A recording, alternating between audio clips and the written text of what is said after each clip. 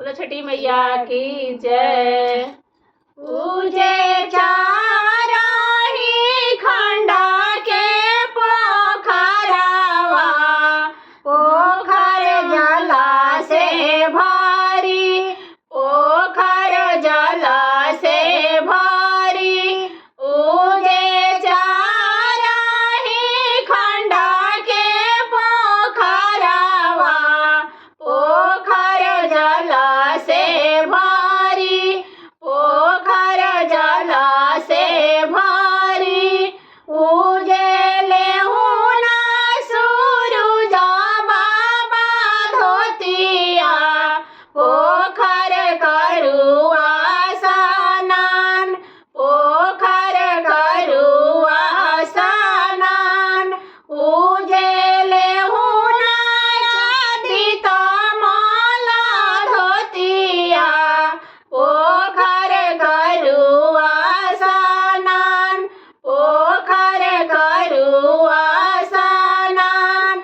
उजेला गुना छठिया मैया के गोड़ावा, छठी मैया होई है सहाय, छठी मैया होई है सहाय।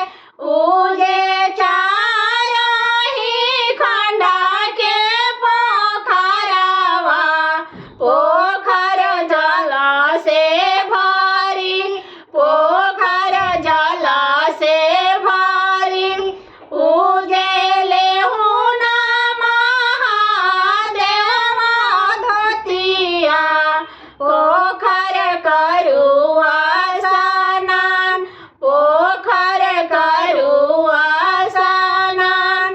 उजेले हुना श्री रामचंद्र धोतिया, पोखर करुआ स्नान, पोखर करुआ स्नान।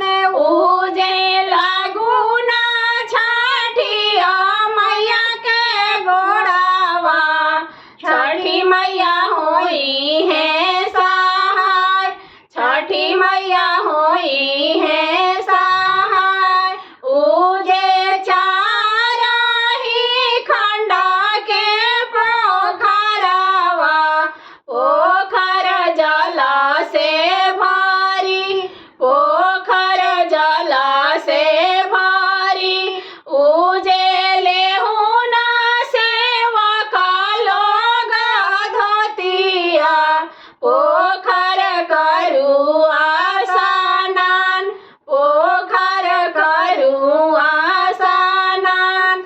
उजेला गुना छठिया मैया के गोड़ावा, छठी मैया होई है सहाय, छठी मैया होई है सहाय, छठी मैया होई है सहाय। बोलो छठी मैया की जय।